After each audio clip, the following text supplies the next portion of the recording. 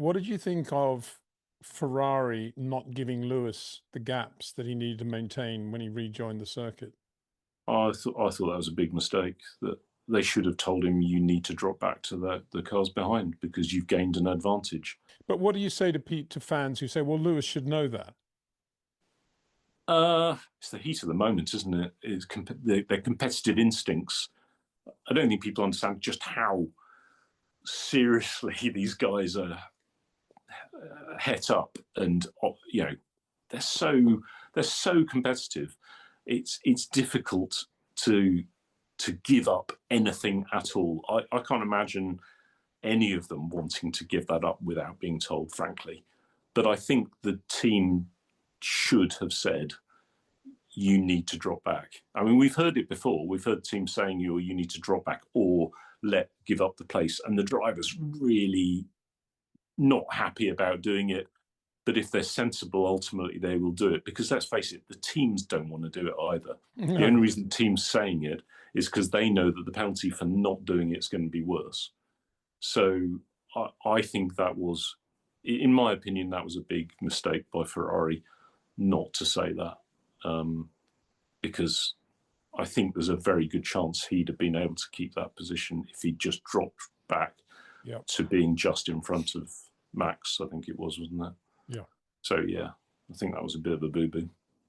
And what do you take from Ferrari's two successive podium finishes now, Austin and Mexico, going into the remaining races? Yeah, I mean, the cars seems to be working better. Might be due to the type of circuit, potentially. Although I think, actually, I was slightly surprised how competitive the car was, particularly in Austin. So that's a really good sign. Charles' game seems to have, he went through a bit of a lull, didn't he? When it looked like Lewis was becoming more competitive with him. And now Charles seems to have picked up again, although both of them were pretty quick in quali. And I think Lewis's race was actually destroyed by what happened on the track, and he could have been a lot better. But it does seem that they're doing a better job. I think their strategy calls have got a bit sharper. So it looks positive in that, but they're still, I get the impression that it's more the drivers and the way they're operating the strategy maybe than the car itself, because the car definitely still has limitations. Yeah. As we saw at the end of the Austin race when Charles just ran out of tyres, having had to drive so hard to keep the position he was in.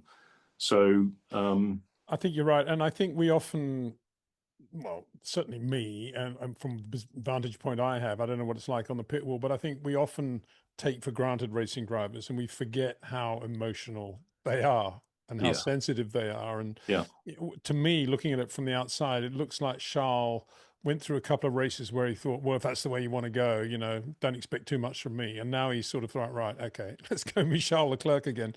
And he's just driving the wheels off it again. And it's literally a Charles Leclerc, metamorphosis.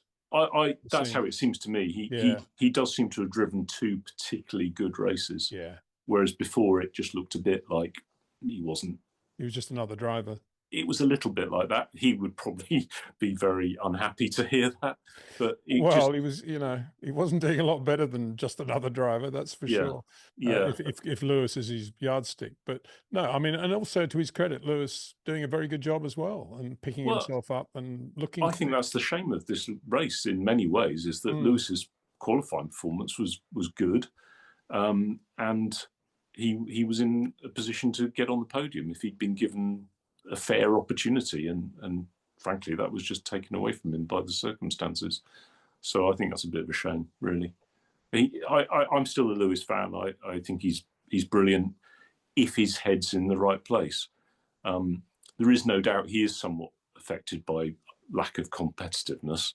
Heikki outqualified him in Melbourne in 2009, first race of the year, because the car was awful, and Lewis, clearly as the reigning world champion, just almost was disgusted to be driving such a terrible car, whereas it was Heikki's first opportunity in a McLaren and he gave it everything.